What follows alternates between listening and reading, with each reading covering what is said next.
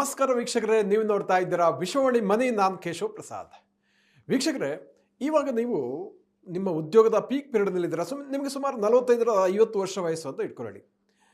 ಭಾಳ ತುಂಬ ಚೆನ್ನಾಗಿ ನಿಮಗೆ ಬಡ್ತಿ ಪ್ರಮೋಷನ್ ಎಲ್ಲ ಆಗಿರುತ್ತೆ, ಚೆನ್ನಾಗಿ ಕೆಲಸ ಮಾಡಿದ್ರೆ ಒಳ್ಳೆ ಸಂಬಳ ಇದೆ. ಎಟ್ ದ ಸೇಮ್ ಟೈಮ್ ನಿಮಗೆ ಮತ್ತೊಂದು ಆಲೋಚನೆ ಕೂಡ ಇರುತ್ತೆ, ರಿಟೈರ್ಮೆಂಟ್ ಕೂಡ ಹತ್ತಿರ ಬರ್ತಾ ಇದೆ, ಇನ್ನೇನು 10-12 ವರ್ಷಗಳಲ್ಲಿ ಅನ್ನುವಂಥದ್ದು. ಜೊತೆಗೆ ರಿಟೈರ್ಮೆಂಟ್ ಹೊಸಲಿನಲ್ಲಿ ಇರುವಂಥವ್ರು ಅವರು ಕೂಡ ಈಗ 55+ನವರಿಗೆ ಇನ್ನೇನು ಹತ್ತಿರ ರಿಟೈರ್ಮೆಂಟ್ ಒಂಥರ ಖುಷಿ ಇರುತ್ತೆ. ಇನ್ನೇನು ಡೈಲಿ 10 to 5 ಆಫೀಸ್ ಹೋಗಿ ಕೆಲಸ ಮಾಡಬೇಕಾಗಿಲ್ಲ, ಭಾಳಷ್ಟು ಬೇಕಷ್ಟು ರಜೆನೂ ಕೂಡ ಅದ್ರ ಬಗ್ಗೆ ತಲೆಬಿಸಿ ಮಾಡಬೇಕಾಗಿಲ್ಲ ಅನ್ನುವಂಥದ್ದು. ಆದರೆ ಇದೆಲ್ಲ ಬಹಳ ಚೆನ್ನಾಗಿರುತ್ತೆ. ನಿಮಗೆ ರಿಟೈರ್ಮೆಂಟ್ದಾಗ ಒಂದು ಗ್ರ್ಯಾಚ್ಯುಟಿ ಇರ್ಬೋದು, ಬೇರೆ ಏನೋ ಸಮ್ ಇನ್ಕಮ್ ಸಿಗುತ್ತೆ. At the same time income regular salary ಕಡಿಮೆ ಆಗುತ್ತೆ, ಸ್ಯಾಲ್ರಿ ಬರಲ್ಲ ನಿಮಗೆ ಅಂಥ ಸಂದರ್ಭದಲ್ಲಿ. ಇನ್ನು ಎಷ್ಟೋ ಕಡೆ ಖಾಸಗಿ ಕ್ಷೇತ್ರಗಳಲ್ಲಿ ಇವಾಗ OPS ಇಲ್ಲ, ನ್ಯೂ ಪೆನ್ಷನ್ ಸ್ಕೀಮ್ಗಳಿರುತ್ತೆ, ಅದರಲ್ಲಿ ಎಷ್ಟು ಬರುತ್ತೆ ಗೊತ್ತಿರಲ್ಲ. ಇಂಥ ಒಂದು ಅನ್ಸರ್ಟನಿಟಿ ಸಂದರ್ಭದಲ್ಲಿ ಎಲ್ಲ ವಿಷಯಗಳು ಕೂಡ ಚೆನ್ನಾಗಿದ್ರೂ ಕೂಡ ಆದಾಯದ ಮೂಲಗಳು ಬೇಕಾಗುತ್ತೆ. ಹಾಗಾದರೆ ಈ ನಿವೃತ್ತಿಯ ಜೀವನದಲ್ಲಿ ಆದಾಯ ಮೂಲಗಳನ್ನು, ನಿರಂತರವಾದಂತಹ ಆದಾಯ ಮೂಲಗಳನ್ನು ಅದನ್ನು ಹೇಗೆ ಸೃಷ್ಟಿಸಿಕೊಳ್ಬೇಕು ಅನ್ನೋದ್ರ ಬಗ್ಗೆ ಇವತ್ತಿನ ವಿಶೇಷ ಎಪಿಸೋಡನ್ನು ನಾವು ಸಾಕಷ್ಟು ಉಪಯುಕ್ತವಾದ ಮಾಹಿತಿಯನ್ನು ತಿಳ್ಕೊಳ್ಳೋಣ. ಹಾಗಾದರೆ ಇದು ಯಾರು ಕೊಡ್ತಾರಂತಂದರೆ NRI ಮನಿ ಕ್ಲಿನಿಕ್ ಸ್ಥಾಪಕರಾದ ಚಂದ್ರಕಾಂತ್ ಭಟ್ ಅವರು ನಮ್ಮ ಜೊತೆ ಇವತ್ತಿದ್ದಾರೆ. ಬನ್ನಿ ಕಾರ್ಯಕ್ರಮವನ್ನು ಬರಮಾಡೋಣ. ನಮಸ್ಕಾರ ಚಂದ್ರಕಾಂತ್. ನಮಸ್ಕಾರ. ಅಂದರೆ ಹಾಗೆ ಇವತ್ತಿನ ಟಾಪಿಕ್ ಬಹಳ ಇಂಟ್ರೆಸ್ಟಿಂಗ್ ಇದೆ ಅಂತ ನನಗೆ ಅನಿಸ್ತಾ ಇದೆ. ಮುಖ್ಯವಾಗಿ 45-50 ವರ್ಷ ಆಸ್ಪಾಸ್ನಲ್ಲಿರೋರಿಗೆ ಇನ್ನೇನು 10 ವರ್ಷಗಳಲ್ಲಿ ಅವರ ಒಂದು ರಿಟೈರ್ಮೆಂಟ್ ಲೈಫ್ ಕೂಡ ಹತ್ತಿರ ಬರ್ತಾ ಇದೆ, ಎದುರುಗಡೆ ಕಾಣಿಸ್ತಾ ಇದೆ ಅವರಿಗೆ. ಸೊ ಅಂಥವರಿಗೆ ಈ ರಿಟೈರ್ಮೆಂಟ್ ಲೈಫನ್ನ ಲೀಡ್ ಮಾಡಲಿಕ್ಕೆ ಬೇಕಾದಂತಹ ಆದಾಯ ಮೂಲಗಳ ಬಗ್ಗೆ ಒಂದು ಮನಸ್ಸಲ್ಲಿ ಎಲ್ಲೋ ಖಂಡಿತವಾಗಿ ಒಂದು ಚಿಂತೆ ಇದ್ದೇ ಇರುತ್ತೆ. ರೆಗ್ಯುಲರ್ ಸಂಬಳ ಬರಲ್ಲ, ಸೊ ಇನ್ಕಮ್ ಕಡಿಮೆ ಆಗ್ತಾ ಹೋಗುತ್ತೆ, ಇನ್ಫ್ಲೇಷನ್ ಮತ್ತೊಂದು ಕಡೆ ಎಲ್ಲ ವಸ್ತುಗಳ ಬೆಲೆ ಏರಿಕೆ ಇರುತ್ತೆ. ಸೊ ಇಂಥ ಒಂದು ಸಂದರ್ಭದಲ್ಲಿ ಅವರು ಯಾವ ರೀತಿಯ ಪ್ಲ್ಯಾನ್ ಮಾಡಿದರೆ ಅವರ ಮುಂದಿನ ಒಂದು ನಿವೃತ್ತಿಯ ಜೀವನ ಹೇಗೆ ಸುಖಕರವಾಗಿರುತ್ತೆ, ಅವರೆಲ್ಲ ಡ್ರೀಮ್ಗಳನ್ನು ನರ್ಸ್ ಮಾಡಬಹುದು, ನಿಶ್ಚಿತವಾಗಿ ಒಂದು ಫೈನಾನ್ಷಿಯಲ್ ಫ್ರೀಡಮನ್ನು ಅವರು ಗಳಿಸ್ಬೋದು ಅಂತ ಹೇಳ್ತೀರಾ ಅಂತ? ನಿಮ್ಮ ಪ್ರಶ್ನೆಗಳಿಗೆ ನಾನು ಪೂರ್ಣವಾದಂಥ ಉತ್ತರವನ್ನು ಕೊಡ್ತೇನೆ. ಓಕೆ, ಅದಕ್ಕಿಂತ ಮುಂಚೆ ನಾನು ನನ್ನ ಕೆಲ ಅನುಭವಗಳನ್ನು ನಿಮ್ಮೊಟ್ಟಿಗೆ ಶೇರ್ ಮಾಡ್ತೇನೆ. ಫ್ಯಾಂಟಾಸ್ಟಿಕ್. ನಾವು NRI ಮನಿ ಕ್ಲಿನಿಕ್ ಯೂಟ್ಯೂಬ್ ಚಾನಲ್ನಲ್ಲಿ ಮಾಡಿದಂಥ ಎಲ್ಲ ವಿಡಿಯೋಗಳಲ್ಲಿ ಹೈಯೆಸ್ಟ್ ಜನ ಆಸೆ ಪಡುವಂಥದ್ದು ಈ ರಿಟೈರ್ಮೆಂಟ್ ಪ್ಲ್ಯಾನಿಂಗ್ ಅಂತ ವಿಚಾರ. ಅಂದರೆ ಇದು ಜನರ ಮನಸ್ಸಿನಲ್ಲಿ ಎಷ್ಟು ಒಂದು ಟಾಪ್ ಲೆವೆಲಲ್ಲಿದೆ ಅನ್ನುವಂಥದ್ದು ಕರೆಕ್ಟ್. ಲಕ್ಷಾಂತರ, ಕೆಲವಂತೂ ಮಿಲಿಯನ್ಸ್ ಗಟ್ಟಲೆ ವ್ಯೂಸ್ಗಳು ಈ ರಿಟೈರ್ಮೆಂಟ್ ಪ್ಲ್ಯಾನಿಂಗ್ನಲ್ಲಿ ಬಂದಿದೆ. ಸುಪ್ತಾವಸ್ಥೆಯಲ್ಲಿದೆ, ಲೇಟೆಂಟ್. ಕರೆಕ್ಟ್. ಅಯ್ಯೋ, ನಮ್ಮ ಜೀವನ ಏನಾಗ್ಬೋದು, ರಿಟೈರ್ ಆದಾಗ ನನ್ನ ಹತ್ರ ಸಂಬಳ ಇರೋದಿಲ್ಲ, ಹಣ ಎಲ್ಲಿಂದ ಬರ್ತದೆ, ಹೇಗೆ ಅಂತೇಳಿ. ಇದು ಬಹಳಷ್ಟು ಒಂದು ಸೀರಿಯಸ್ ಟಾಪಿಕ್, ಗಹನವಾದಂಥ ವಿಚಾರ. ಇದಕ್ಕೆ ಬಹಳಷ್ಟು ಪ್ಲ್ಯಾನಿಂಗ್ ಬೇಕಾಗ್ತದೆ. ಇದು 58 ವರ್ಷಕ್ಕೆ ನೋಡಿಕೊಂಡ್ರೆ ಸಾಕು, ಒಂದೊಂದು PPF ದುಡ್ಡು ಬಂದುಬಿಡುತ್ತೆ, ಸೈಟ್ ಮಾರಿಬಿಡ್ತೀನಿ, ಅಷ್ಟು ಸಲೀಸಾಗಿ ಇದನ್ನು ಪ್ಲ್ಯಾನ್ ಮಾಡಲಿಕ್ಕೆ ಆಗೋದಿಲ್ಲ. ಇದಕ್ಕೆ ಭಾಳಷ್ಟು ಸೀರಿಯಸ್ ಪ್ಲ್ಯಾನಿಂಗ್ ಬೇಕಾಗ್ತದೆ. ನೋಡಿ, 30-35 ವರ್ಷಗಳ ಕಾಲ ನೀವು ಎಂಪ್ಲಾಯಿಯಾಗಿ, ವೃತ್ತಿಪರರಾಗಿ, ನಿಮಗೆ ತಿಂಗಳು ಎಂಡಿಗೆ ಒಂದು ಸಂಬಳ ಬರ್ತದೆ. ಕರೆಕ್ಟ್. ಆ ಸಂಬಳ ಬಂದಾಗ ನೀವು ಮನೆ ಬಾಡಿಗೆ ಕಟ್ಟುವಂಥದ್ದು, EMI ಕಟ್ಟೋದು, ಮಕ್ಕಳ ಫೀಸ್ ಕಟ್ಟುವಂಥದ್ದು, ನಿಮ್ಮ ಕಾರ್ದು, ಬೇರೆ ನಿಮ್ಮ ರೆಗ್ಯುಲರ್ ಬೇಕಾಗಿರೋ ಖರ್ಚುಗಳನ್ನು ಸ್ಯಾಲ್ರಿ ರೂಪದಲ್ಲಿ ಪಡಿತಾ ಇರ್ತೀರಿ, ತಂತಾನೇ ನಡ್ಕೊಂಡು ಹೋಗ್ತಾ ಇರ್ತೀರಿ. ಕರೆಕ್ಟ್. ಅದರಲ್ಲೂ ಕೂಡ ನೀವು ಹಣವನ್ನು ಸೇವ್ ಮಾಡಿ ಅದನ್ನು ಹೂಡಿಕೆ ಮಾಡಿರ್ತೀರಿ. ಎಲ್ಲಿ ಹೂಡಿಕೆ ಮಾಡಿರ್ತೀರಿ? ಎಲ್ಲ ಒಂದು ಸೈಟಲ್ಲಿ ಹಾಕಿರ್ತೀರಿ, PPFಲ್ಲಿ ಹಾಕಿರ್ತೀರಿ, ಮ್ಯೂಚುವಲ್ ಫಂಡಲ್ಲಿ, ಶೇರಲ್ಲಿ ಎಲ್ಲ ಹಾಕಿರ್ತೀರಿ. ನಿಮ್ಮ ದಿನನಿತ್ಯದ ಖರ್ಚುಗಳು ಎಲ್ಲವನ್ನು ನಿಮ್ಮ ಈ ಸ್ಯಾಲರಿ ಆದಾಯ ನಿರ್ವಹಿಸ್ತಾ ಇರೋದ್ರಿಂದ ನಿಮ್ಮ ಹೂಡಿಕೆಯ ಬಗ್ಗೆ ನೀವು ಅಷ್ಟು ತಲೆ ಕೆಡಿಸ್ಕೊಳ್ಳೋದು, ಮಾರ್ಕೆಟ್ ಮೇಲೆ ಹೋಗಲಿ ಕೆಳಗೆ ಬರಲಿ ನೀವು ಅಷ್ಟು ತಲೆ ಕೆಡಿಸ್ಕೊಳ್ಳಿಕ್ಕೆ ಹೋಗೋದಿಲ್ಲ. ಆದರೆ ನಿವೃತ್ತಿ ಆದ ಕೂಡಲೇ ಆಗುವಂಥ ಬದಲಾವಣೆ ಏನು? ಆ ಆದಾಯದ ಮೂಲ ನಿಲ್ತು. What is not there in retirement is there is no income. 30 ವರ್ಷ ಕೆಲಸ ಮಾಡಿದ್ರಿ, 30-60 ವರ್ಷ, 60-90 ವರ್ಷ ತನಕ ನೀವು ಬದುಕಿದರೆ ಇನ್ನು 30 ವರ್ಷಗಳ ಕಾಲ without salary you have to leave. ನೀವು 30 ವರ್ಷಗಳಲ್ಲಿ ಮಾಡಿರ್ತಕ್ಕಂಥ ಅಭ್ಯಾಸ, ನೀವು ರಿಟೈರ್ ಆದ್ರಿ ಅಂದ ತಕ್ಷಣ ಅಭ್ಯಾಸ ಬಿಟ್ಟು ಹೋಗ್ತದ? ಕಾಫಿ ಕುಡಿಯೋದು ಕಮ್ಮಿ ಆಗ್ತದ? ಬಟ್ಟೆ ಉಡುವಂಥದ್ದು, ತಿರುಗಾಡುವಂಥದ್ದು, ನಿಮ್ಮ ಅಭ್ಯಾಸಗಳು, ಅವಶ್ಯಕತೆಗಳು ಯಾವುದಾದ್ರೂ ಕಮ್ಮಿ ಆಗ್ತದ? ಇಲ್ಲ, ಯಾವುದೂ ಕಮ್ಮಿ ಆಗೋದಿಲ್ಲ. ಸೊ ಈ ನಿರಂತರತೆಯನ್ನು ಕಾಪಾಡಿಕೊಂಡು ಬರಬೇಕಾದ್ರೆ ಆದಾಯದ ಮೂಲವನ್ನು ಸೃಷ್ಟಿ ಮಾಡಿಸ್ಕೊಂಡು ಹೋಗುವಂಥದ್ದು ನಿಮ್ಮ ಜವಾಬ್ದಾರಿ. ಇಲ್ಲಿ ಇದನ್ನು ನೆಗ್ಲಿಜೆನ್ಸ್ ಆಗಲಿ, ಅಂದರೆ ನೋಡ್ಕೊಂಡ್ರೆ ಆಯ್ತಪ್ಪ, ಅಥವಾ ಇಗ್ನೋರೆನ್ಸ್, ನನಗೆ ಗೊತ್ತೇ ಇರಲಿಲ್ಲ, ಯಾರೇ ಹೇಳಲಿಲ್ಲ, ಎರಡು ಯಾವುದಿದ್ರೂ ಕೂಡ ಅನುಭವಿಸೋರು ನೀವೇ. ಕರೆಕ್ಟ್. ಆದ್ದರಿಂದ ಇದಕ್ಕೆ ತಯಾರಿಯನ್ನು ನೀವು ಮಾಡ್ಕೊಂಡು ಹೋಗಬೇಕು. ಇವತ್ತಿನ ದಿವಸದಲ್ಲಿ ಸ್ಟಾಕ್ ಮಾರ್ಕೆಟಲ್ಲಿ 2020-24ರಲ್ಲಿ ಸ್ಟಾಕ್ ಮಾರ್ಕೆಟ್ 26,000ದಿಂದ 86,000ಕ್ಕೆ ಜಿಗಿತು. ಜನ ತಿಳ್ಕೊಂಡ್ರು ಸ್ಟಾಕ್ ಮಾರ್ಕೆಟ್ ಇರೋದೇ ಹೀಗೆ ಅಂತ. ಸ್ಟಾಕ್ ಮಾರ್ಕೆಟಲ್ಲಿ ಹಾಕಿದರೆ 20%, 25% ಬಂದ್ಬಿಡುತ್ತೆ. ಸಾಲ ತಂದರೂ 8% ಸಾಲ ಕೊಟ್ಟಂಗೆ ಆಯಿತು, ಎಕ್ಸ್ಟ್ರಾ ಮಾಡಿದೆ ಅಂತ. 4 ವರ್ಷಕ್ಕೊಮ್ಮೆ ಡಬಲ್ ಆಗುತ್ತೆ ಅಂತ ಹೇಳೋರು ಇದ್ದಾರೆ. ಹೇಳ್ತಾರೆ. ಅವ್ರು ಹೇಳಿರೋದು ಸುಳ್ಳಲ್ಲ, ಯಾಕಂದರೆ ಅವ್ರು ನೋಡಿರೋದು 4 ವರ್ಷ ಮಾತ್ರ. ನಾನು 30 ವರ್ಷ ನೋಡಿದ್ದೀನಿ. ನಾನು ನಿಮ್ಮ ಬೇರೆ ಬೇರೆ ವಿಡಿಯೋಗಳಲ್ಲಿ ಹೇಳಿದ್ದೀನಿ, 30 ವರ್ಷದ ಚರಿತ್ರೆಯನ್ನು ತೆಗೆದರೆ ಸ್ಟಾಕ್ ಮಾರ್ಕೆಟ್ ಕೊಟ್ಟಿದ್ದು ಹೇಗೆ, ಯಾವಾಗ ಕೊಡ್ತು, ಯಾವ ರೂಪದಲ್ಲಿ ಕೊಡ್ತು, ಯಾರಿಗೆ ಕೊಡ್ತು, ಅದರ ಹಿಂದೆ ಒಂದು ಚರಿತ್ರೆ ಇದೆ. ನಮ್ಮ ಚಾನಲ್ನಲ್ಲಿ ಒಂದು what can you learn from history of the stock market. ಈ ಭಾರತದ ಚರಿತ್ರೆ ಮಾತ್ರ ಅಲ್ಲ, ಪ್ರಪಂಚದಾದ್ಯಂತ ಎಲ್ಲ ಶೇರ್ ಮಾರ್ಕೆಟ್ಗಳಿಗೆ ಒಂದೊಂದು ಚರಿತ್ರೆ ಇದೆ. ಚೈನಾದ ಒಂದು ಚರಿತ್ರೆ ಇದೆ, ಜಪಾನ್ನ ಚರಿತ್ರೆ ಇದೆ, ಅಮೆರಿಕದ ಚರಿತ್ರೆ ಇದೆ. ನೀವು ಶೇರ್ ಮಾರ್ಕೆಟಲ್ಲಿ ಹಣವನ್ನು ನೀವು ಮಾಡಬೇಕಾದ್ರೆ ಚರಿತ್ರೆಯನ್ನು ಓದಬೇಕು. ಯಾಕೆ ಶಾಲೆ ಕಾಲೇಜುಗಳಲ್ಲಿ ಚರಿತ್ರೆಯನ್ನು ಕಲಿಸ್ತಾರೆ? ಯಾಕಂದರೆ ಚರಿತ್ರೆಯಲ್ಲಿ ಪಾಠ ಇದೆ. ಇತಿಹಾಸದ ಪುಟಗಳು ನಮಗೆ ಪಾಠ ಹೇಳ್ತದೆ. ಯಾಕೆ ಇತಿಹಾಸನ ಓದಬೇಕು? ಇತಿಹಾಸ, the history repeats, history rhymes. Share ಮಾರ್ಕೆಟಲ್ಲೂ ಅಷ್ಟೇ ಇತಿಹಾಸ ಅನ್ನುವಂಥದ್ದು ಪುನಃ ಪುನಃ ಪುನಃ ಪುನಃ ಬರ್ತಾ ಇರ್ತದೆ. ಚರಿತ್ರೆಯಿಂದ ನಾವು ಕಲಿಯದೇ ಇದ್ದರೆ ಸ್ಟಾಕ್ ಮಾರ್ಕೆಟ್ ಕೈ ಹಿಡಿಯೋದಿಲ್ಲ. ಹಾಗೆ ಸ್ಟಾಕ್ ಮಾರ್ಕೆಟ್ ಅನ್ನುವಂಥದ್ದು ಒಂದು ಇನ್ಕಮ್ ಜನರೇಟಿಂಗ್ ಟೂಲ್ ಅಲ್ಲ. ಓಹೋ, ಇದು ಇನ್ಕಮ್ ಜನರೇಟಿಂಗ್ ಟೂಲ್ ಅಲ್ಲ. ಓಕೆ, ಇದು ಒಂದು ವೆಲ್ತ್ ಕ್ರಿಯೇಷನ್, ಸಂಪತ್ತನ್ನು ಕ್ರಿಯೇಟ್ ಮಾಡ್ತದೆ. ಹೇಗೆ ಸಂಪತ್ತು ಕ್ರಿಯೇಟ್ ಮಾಡ್ತದೆ? ಹೇಗೆಂದರೆ ನೀವು ಕಂಪ್ನಿಗಳಲ್ಲಿ ಹಾಕ್ತೀರಿ, ಆ ಕಂಪ್ನಿಯ ವ್ಯಾಪಾರ ವಹಿವಾಟು ಜಾಸ್ತಿ ಆಗ್ತದೆ, ಲಾಭಾಂಶ ಜಾಸ್ತಿ ಆಗ್ತದೆ. ಯಾವಾಗ ಲಾಭಾಂಶ ಜಾಸ್ತಿ ಆಗ್ತದೆ, ಅದರ ಶೇರ್ಗಳನ್ನು ಖರೀದಿ ಮಾಡಲಿಕ್ಕೆ ಜನ ಜಾಸ್ತಿ ಬರ್ತಾರೆ, ಹೆಚ್ಚಿನ ಬೆಲೆಯನ್ನು ಕೊಟ್ಟು ಜನ ಖರೀದಿ ಮಾಡ್ತಾರೆ. ಇದು ಒಂದು slow process, long process, evolutionary process. ಇದು ರೆವಲ್ಯೂಷನ್ ಅಲ್ಲ. ಜನ ಸ್ಟಾಕ್ ಮಾರ್ಕೆಟನ್ನು ನೋಡುವುದು ರೆವಲ್ಯೂಷನ್ ಆಗಿ, ನಾನು ಇವತ್ತು ಹಾಕಿದೆ ನಾಳೆ ದುಡ್ಡು ಬರಬೇಕು, 2 minute noodles, quick solutions, instant coffee. ಸ್ವಾಮಿ, ಶೇರ್ ಮಾರ್ಕೆಟ್ ಆ ರೀತಿ ನಡೆಯೋದಿಲ್ಲ. ಆದ್ದರಿಂದ ನಿಮ್ಮ ವೆಲ್ತ್ ಕ್ರಿಯೇಷನ್ ಬೇರೆ, ಇನ್ಕಮ್ ಜನ್ರೇಷನ್ ಬೇರೆ. ನೀವು ರಿಟೈರ್ ಆದಾಗ ಏನು ಮಿಸ್ ಆಗ್ತದೆ? ನೀವು ರಿಟೈರ್ ಆದಾಗ income is missing. So what should you create? You would depend on create that income first. ಈ ಇನ್ಕಮನ್ನು ಕ್ರಿಯೇಟ್ ಮಾಡಬೇಕಾದ್ರೆ ಏನೇನು ವ್ಯವಸ್ಥೆಗಳಿದೆ ನಮ್ಮ ಹತ್ರ? ಭಾಳಷ್ಟು ವ್ಯವಸ್ಥೆಗಳು ಸಿಗ್ತದೆ. ಓಕೆ, ಬಹಳ ಪಾಪ್ಯುಲರ್ ಆಗಿರುವಂಥದ್ದು ನಿಮ್ಮ ಬ್ಯಾಂಕ್ ಫಿಕ್ಸೆಡ್ ಡಿಪಾಸಿಟ್ಗಳು. ಬ್ಯಾಂಕ್ ಫಿಕ್ಸೆಡ್ ಡಿಪಾಸಿಟ್ಗಳು. ಜನ ಏನು ಹೇಳ್ತಾರೆ, ನಾನು ಬ್ಯಾಂಕಲ್ಲಿ FD ಇಟ್ಟಿದ್ದೀನಿ, ತಿಂಗಳು ಬಡ್ಡಿ ಬರ್ತದೆ. ಜನ ಲೆಕ್ಕ ಹಾಕ್ತಾರೆ 7% 7%, 8%, ಚೀಟಿ ಕೊಟ್ಟೆ, ಸ್ಮಾಲ್ ಬ್ಯಾಂಕ್ ಕೊಟ್ಟೆ, ಅವರೇ ಹ್ಯಾಂಡ್ ಲೋನ್ ಕೊಟ್ಟೆ ಅಲ್ಲ ಅಂತ. ಬಡ್ಡಿಯಿಂದ ಆದಾಯ ಉತ್ಪತ್ತಿ ಆಗ್ತದೆ. ಇದು ಸರಿ. ಆದರೆ ಇದರ ಮೇಲೆ ನಾವು ಅವಲಂಬನೆ ಮಾಡಲಿಕ್ಕಾಗ್ತದಾ? ಕರೆಕ್ಟ್, ಅವಲಂಬನೆ ಮಾಡಲಿಕ್ಕೆ ಆಗೋದಿಲ್ಲ. ಯಾಕೆ? Number 1, reinvestment risk. ನಾನು 79ರಿಂದ 92 ನನ್ನ ಯಂಗ್ಸ್ಟರ್ಸ್ ಡೇಸ್, 17ರಿಂದ 35 ವರ್ಷದ ಪ್ರಾಯ, FD ರೇಟ್ ಇದ್ದದ್ದು 14%. ಅವಾಗ 14%.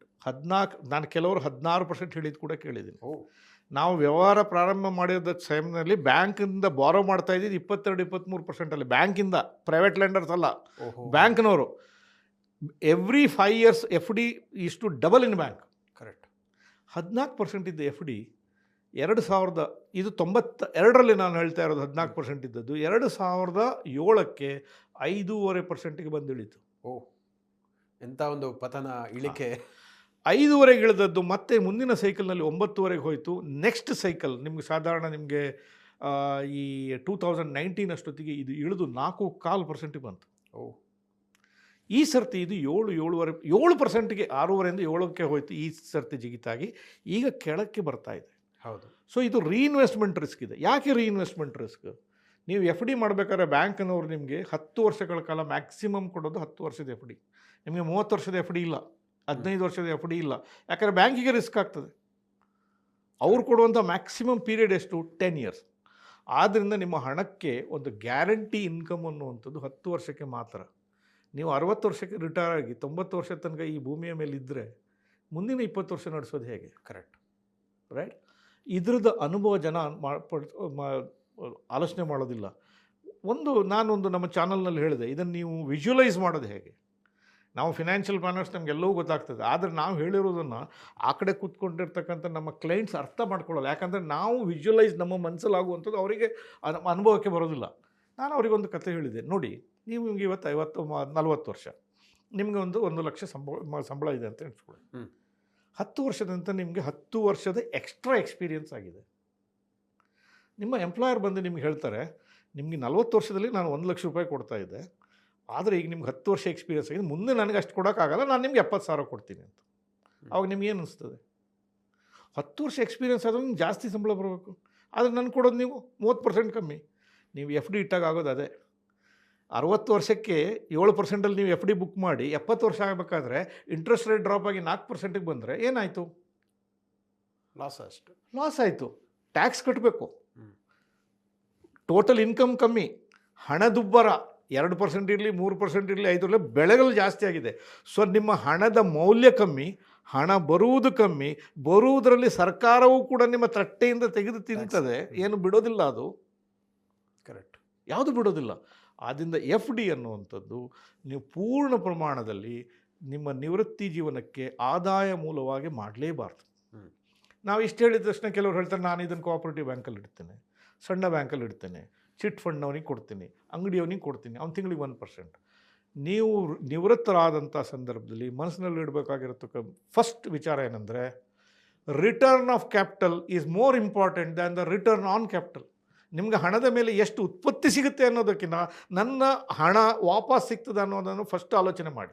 ಸ್ವಲ್ಪ ಕಮ್ಮಿ ಸಿಕ್ಕಿದ್ರೆ ತೊಂದರೆ ಇಲ್ಲ, ನಿಮ್ಮ ಪೂರ್ಣ ಹಣ ನಿಮ್ಗೆ ಸಿಗಬೇಕು. ಈ ಕೆಲವು ಕೋಆಪರೇಟಿವ್ ಬ್ಯಾಂಕ್ ಇರ್ತದೆ, ಅಲ್ಲಿ ಹೇಗೆ ಮ್ಯಾನೇಜ್ಮೆಂಟ್ ಇರ್ತದೆ, ಯಾವ ರೀತಿಯ ರಿಸ್ಕ್ ಮ್ಯಾನೇಜ್ಮೆಂಟ್ ಇರ್ತದೆ, ನಾನು ಯಾರ ಬಗ್ಗೆ ಕಾಮೆಂಟ್ ಮಾಡುವಂಥದ್ದಲ್ಲ. ನಾನು ರೆಪ್ರೆಸೆಂಟ್ ಮಾಡ್ತಾ ಇರೋದು ನಿವೃತ್ತಿಪರ ವಿರೋಧ ಆಗಿ. ಅವರು ಕ್ರಿಕೆಟ್ ಆಗಿದೆ, 2 ಇನ್ನಿಂಗ್ಸ್ ಆಯ್ತು, ಈಗ ಇನ್ನಿಲ್ಲ. ಇನ್ನು ನೀವು ಕಾಮೆಂಟ್ರಿ ಬಾಕ್ಸಲ್ಲಿ ಕೂತ್ಕೊಂಡು ನೋಡೋದು, ಉಸ್ಕೋ ವೈಸಾ ಖೇಲ್ನಾಥ, ಇಸ್ಕೋ ಐಸಾ ಖೇಲ್ನಾಥ ಅಂತ ಹೇಳ್ತೀವಲ್ಲ, ಆ ರೀತಿ ಕಾಮೆಂಟ್ರಿ ಬಾಕ್ಸಲ್ಲಿ ಕೂತ್ಕೊಂಡು ನೋಡೋದು. ನಿಮ್ಗೆ ಆಡ್ಲಿಕ್ಕೆ ಇನ್ನೊಂದು ಇನ್ನಿಂಗ್ಸ್ ಇಲ್ಲ. ಆದ್ದರಿಂದ ನೀವು ಆಡುವ ಉಚ್ಛ್ರಾಯ ಸ್ಥಿತಿಯಲ್ಲಿ ಏನು ಇಳಿಸಿಟ್ಟಿದ್ದೀರಲ್ಲ, ಅದನ್ನು ಚೆನ್ನಾಗಿ ಇಟ್ಕೊಳ್ಳಿ, ಫಸ್ಟ್ ಪ್ರಿನ್ಸಿಪಲ್.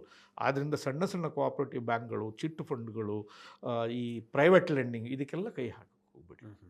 ಅದೆಷ್ಟೇ ಜಾಸ್ತಿ ಸಿಗಲಿ, ಸ್ವಲ್ಪ ಕಮ್ಮಿ ಸಿಕ್ಕಿದ್ರೂ ತೊಂದರೆ ಇಲ್ಲ. ನೀವು ಸ್ವಲ್ಪ ಕಮ್ಮಿ ತಿಂದರೆ ನಿಮ್ಮ ಆರೋಗ್ಯ ಜಾಸ್ತಿ ಆಗ್ತದೆ, ಇನ್ನೂ ಕೆಲವು ವರ್ಷ ಭೂಮಿಯ ಮೇಲೆ ಬದುಕ್ತೀರಿ. ಆದ್ದರಿಂದ if you eat less it is beneficial, but if you get less in lure of that extra money, ಬೇರೆ ಕಡೆ ಹೋದರೆ ನಿಮಗೆ ಅದು ವರ್ಕೌಟ್ ಆಗೋದಿಲ್ಲ. Okay. So F D can be depended, but limitation. Reinvestment risk ಇದೆ. ರೀಇನ್ವೆಸ್ಟ್ಮೆಂಟ್ ರಿಸ್ಕ್ ಇಲ್ಲದೆ ಇರೋದು ಯಾವುದು? ರೀಇನ್ವೆಸ್ಟ್ಮೆಂಟ್ ರಿಸ್ಕ್ ಇಲ್ಲದೆ ಇರೋದು ಪೆನ್ಷನ್. ನೀವು ಪೆನ್ಷನನ್ನು ತಗೊಂಡ್ರೆ, ಪೆನ್ಷನ್ ಅನ್ನುವಂಥದ್ದು ಅನೂಚಾನವಾಗಿ ಬರ್ತದೆ. ನೀವು ಒಂದು ಜಾಯಿಂಟ್ ಲೈಫ್ ಮಾಡ್ಬೋದು. ಉದಾಹರಣೆಗೆ ಗಂಡ ಹೆಂಡತಿ ಇಬ್ಬರು ಇದ್ದರೆ, ನಾನು ಪೆನ್ಷನಿಯನ್ನು ಖರೀದಿ ಮಾಡಿದರೆ, ನಾನು, ನನ್ನ ನಂತರ ನನ್ನ ಮನೆಯವರಿದ್ದರೆ ಅವರಿಗೆ, ಅವ್ರ ನಂತರ ನಾನು ಪಿಂಚಣಿ ಖರೀದಿ ಮಾಡಲಿಕ್ಕೆ ಕೊಟ್ಟಂಥ ಹಣವನ್ನು ನನ್ನ ಮಕ್ಕಳಿಗೋ ಯಾರಿಗೋ ಅದು ಕೊಡಬೇಕೋ, ಅಷ್ಟು ವ್ಯವಸ್ಥೆ ಇರ್ತದೆ. ಪಿಂಚಣಿಯಲ್ಲಿ ಬೆಸ್ಟ್ ಅಡ್ವಾಂಟೇಜ್ ಏನಂತ ಹೇಳಿದರೆ, ನಿಮಗೆ ಸಂಬಳ ಹೇಗೆ ಬರ್ತದೆ ಅದೇ ರೀತಿ ಪಿಂಚಣಿ ಬರ್ತದೆ. ಓಕೆ. ತಿಂಗಳು ನಿಮ್ಮ ಬ್ಯಾಂಕ್ ಅಕೌಂಟಿಗೆ ಬರ್ತದೆ. ಯಾರೂ ನಿಮ್ಮಿಂದ ಹಣವನ್ನು ಕಸಿಲಿಕ್ಕೆ ಸಾಧ್ಯ ಇಲ್ಲ, ಯಾರೂ ನಿಮಗೆ ಮೋಸ ಮಾಡಲಿಕ್ಕಾಗಲ್ಲ. ಪಿಂಚಣಿ ಕೊಡುವಂಥ ಇನ್ಶೂರೆನ್ಸ್ ಕಂಪ್ನಿಗಳು ನಿಮ್ಮ ಹಣವನ್ನು ಯಾರ್ಯಾರಿಗೂ ಕೂಡ ಟ್ರೇಡಿಂಗ್ ಮಾಡಲಿಕ್ಕೆ ಬಿಡೋದಿಲ್ಲ. ಅದನ್ನು ತೆಗೆದುಕೊಂಡು ಸರ್ಕಾರದ ಲಾಂಗ್ ಟರ್ಮ್ ಬಾಂಡ್ನಲ್ಲಿ ಹಾಕ್ತಾರೆ. It is super safe instrument. It is managed by pension fund regulatory authority of India. ಅವ್ರು ಮ್ಯಾನೇಜ್ ಮಾಡ್ತಾರೆ. ನೀವು ಕೊಟ್ಟ ಹಣವನ್ನು ಸೇಫಾಗಿ ಗೌರ್ಮೆಂಟ್ ಆಫ್ ಇಂಡಿಯಾ ಬಾಂಡ್ಗಳಲ್ಲಿ ಹಾಕ್ತಾರೆ. ಗೌರ್ಮೆಂಟ್ ಆಫ್ ಇಂಡಿಯಾ ಡಿಫಾಲ್ಟ್ ಮಾಡಲಿಕ್ಕಾಗಲ್ಲ, ಯಾಕಂದರೆ ಅದಕ್ಕೆ ಹಣವನ್ನು ಪ್ರಿಂಟ್ ಮಾಡುವಂಥ ವ್ಯವಸ್ಥೆ ಇದೆ. ಅದರಿಂದ ನೀವು ಸರ್ಕಾರಕ್ಕೆ ಕೊಟ್ಟ ಹಣ ವೇಸ್ಟ್ ಆಗೋದಿಲ್ಲ. ನನ್ನ ನಂತರ ನನ್ನ ಮನೆಯವ್ರ ಕಥೆ ಏನು ಆಲೋಚನೆ ಮಾಡಬೇಕಂತಿಲ್ಲ. ಜಾಯಿಂಟ್ ಲೈಫ್ ಪೆನ್ಷನ್ ತಗೊಳ್ಳಿ. ಮದುವೆ ಮಂಟಪದಲ್ಲಿ ನೆನಪಿದೆಯಾ? ಮದುವೆ ಆದ ದಿವಸ ಕರೆಕ್ಟ್, ಒಳ್ಳೆಯ ದಿನಗಳಲ್ಲಿ, ಕೆಟ್ಟ ದಿನಗಳಲ್ಲಿ, ಚೆನ್ನಾಗಿದ್ದಾಗ, ಆರೋಗ್ಯದಿಂದಾಗ, ಇಲ್ಲದೆ ಇದ್ದಾಗ, ನಾನು ಇಲ್ಲದೆ ಇದ್ದಾಗಲೂ ನಿನ್ನನ್ನು ನಾನು ಚೆನ್ನಾಗಿ ನೋಡ್ಕೊಳ್ತೇನೆ ಅಂತೇಳಿ ಪುರೋಹಿತರು ಸಂಸ್ಕೃತದಲ್ಲಿ ಹೇಳಿರ್ಬೋದು. ನಾನು ನಿಮ್ಗೆ ಅದರದ್ದು ಕನ್ನಡದ ಮಾಹಿತಿಯನ್ನು ಈಗ ಕೊಡ್ತೇನೆ. ಅದನ್ನು ನೀವು ಮಾಡಬೇಕಾದ್ರೆ, ಅದು ಪೂರ್ಣವಾಗಿ ನೀವು ಮಾಡಬೇಕಾದ್ರೆ ಪಿಂಚಣಿಯನ್ನು ಖರೀದಿ ಮಾಡಿ. ಯಾವ ಕಂಪ್ನಿಯಿಂದ ಬೇಕಾದ್ರೆ ತಗೊಳ್ಳಿ, ನಿಮ್ಗೆ ಇಷ್ಟಪಟ್ಟದ್ದು. ಪಿಂಚಣಿ ಇದ್ದರೆ ಇದು ನಿಮ್ಮ real life partner. It is life partner for you, it is life partner for your wife. ಇಲ್ಲಿ ರೀಇನ್ವೆಸ್ಟ್ಮೆಂಟ್ ರಿಸ್ಕ್ ಇಲ್ಲ. ಯಾಕಂದರೆ ಇವತ್ತು ನಿಮಗೆ ಪಿಂಚಣಿ ಒಂದು 50,000, 30,000, 10,000, 1 ಲಕ್ಷ, 2 ಲಕ್ಷ ಎಷ್ಟೇ ಇರಲಿ, ನಿಮ್ಮ ಲೈಫ್ ಲಾಂಗ್ ಕರೆಕ್ಟ್ ಆ ಪಿಂಚಣಿ ನಿಮ್ಗೆ ಅಷ್ಟೇ ಬರ್ತಾ ಹೋಗ್ತದೆ.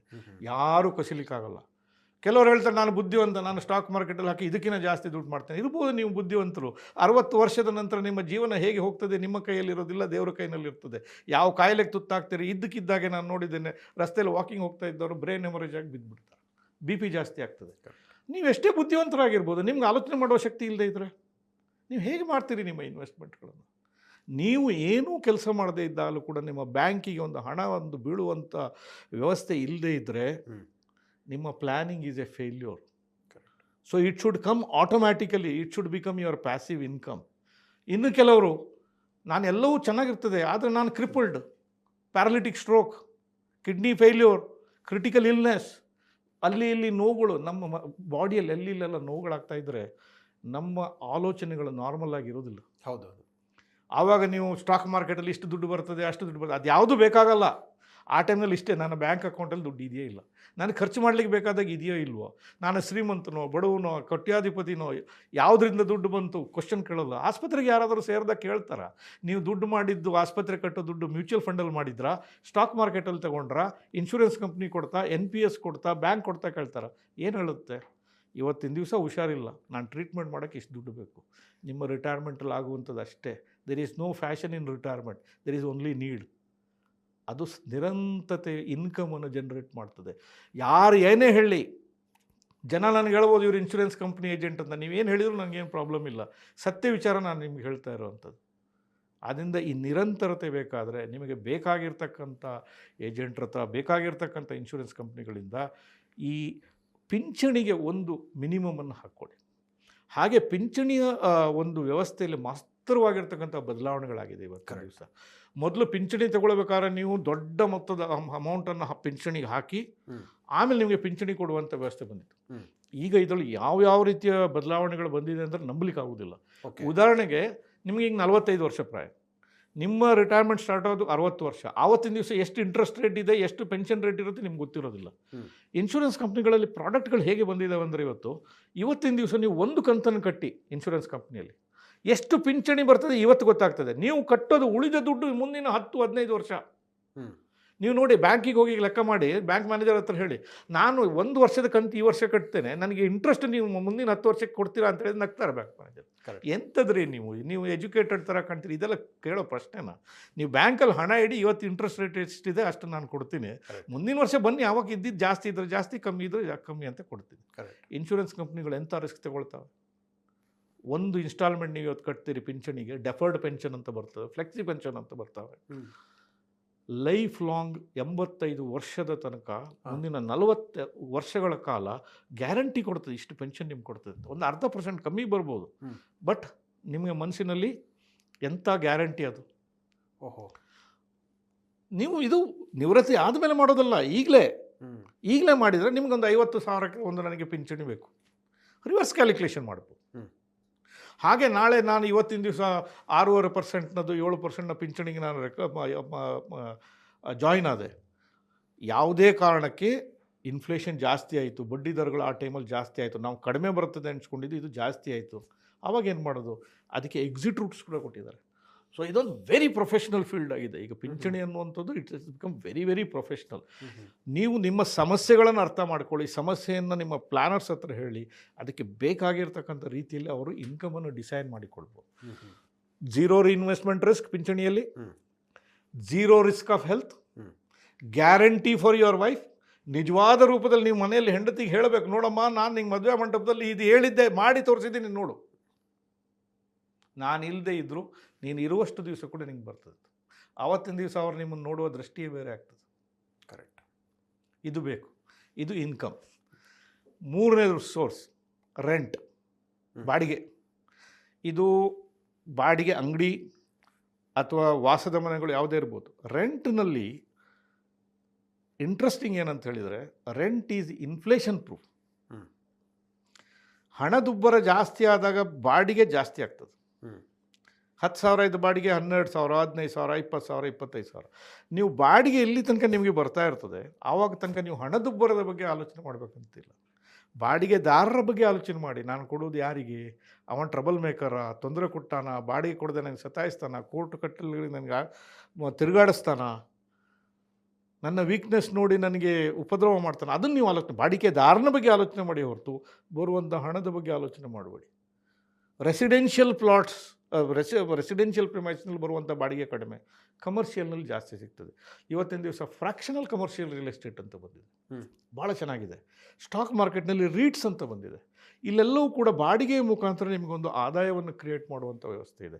Fractional commercial real estate investment REITs, stock market ಮುಖಾಂತರ ಬರ್ತದೆ ರೀಟ್ಸ್, ಅಥವಾ ನೇರವಾಗಿ ನಿಮ್ಮ ಪ್ರಾಪರ್ಟಿಗಳಿದ್ದರೆ ನೀವು ಅದನ್ನು ಬಾಡಿಗೆ ಕೊಟ್ಟು, ಅಂಗಡಿ ಮುಂಗಟ್ಟುಗಳನ್ನು ಬಾಡಿಗೆ ಕೊಟ್ಟು ನೀವು ಒಂದು ಆದಾಯವನ್ನು ಕ್ರಿಯೇಟ್ ಮಾಡ್ಬೋದು.